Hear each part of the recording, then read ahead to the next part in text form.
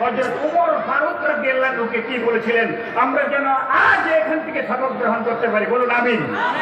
عن عبد الله بن هشام قال كنا مع النبي صلى الله عليه وسلم وهو آخذ بيد عمر رضي الله تعالى عنه فقال عمر يا رسول الله صلى الله عليه وسلم والله لأنت أحب إلي من كل نفس من كل شيء إلا من نفسي فقال النبي صلى الله عليه وسلم يا عمر لا والذي نفسي بيدي حتى أكون أحب إليك من نفسك فقال عمر يا رسول الله فإنه الآن والله الآن أنت أحب إلي من نفسي فقال النبي صلى الله عليه وسلم الآن يا عمر سبحان الله বলুন।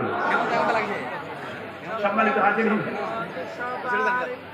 সকল সম্পদ সবার প্রিয়, সবার চেয়ে নবী প্রিয়। সকল সম্পদ সবার প্রিয়, সবার চেয়ে নবী প্রিয়। প্রাণের চেয়ে অধিক প্রিয়, প্রাণের চেয়ে অধিক প্রিয়। নইলে ঈমান নাই নবীর মতো আপন আর কে। আমি প্রমাণ করতে চাই কোরআন হাদিসের নির্যাস কাসিদা পরশমণি আপনারা প্রমাণ পেয়েছেন হাদিস শরীফ থেকে, কোরআন শরীফ থেকে, বুখারী শরীফ থেকে, আগে হাদিস শরীফ থেকে, তিরমিজি শরীফ থেকে। এই সিয়ার শিক্ষার মধ্যে আল্লাহর হাবিবের প্রেমে সবচেয়ে বেশি হাদিস বর্ণনা করেছেন ইমাম তিরমিজি, সুবহানাল্লাহ। আর ইমাম তিরমিজি বলছেন আল্লাহর হাবিব ফরমান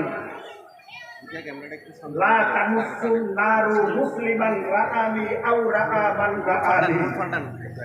কোন মুসলমান যদি তার জীবনে জাগ্রত অবস্থায় অথবা স্বপ্নে আমাকে দেখবে, অথবা আমাকে যারা দেখেছে আমার সাহাবীদের যে কোনো একজনকে যদি তার জীবদ্দশায় জাগ্রত অবস্থায় অথবা স্বপ্নে দেখে, তাকে কখনো দোজখের আগুন স্পর্শ করবে না। সুবহানাল্লাহ। আল্লাহর হাবিবকে দেখার মতো এত বড় নেয়ামত সম্পদ দুনিয়ার জমিনে আর কিছুই নাই। কবরে, হাসরে, মিজানে, পুলসিরাতে নাজাতের একমাত্র ওসিলা, উপায়, জরিয়া হলো আল্লাহর হাবিবের রুইয়ত বা পবিত্র দিদার। সুবহানাল্লাহ বলুন। হাজিরিন,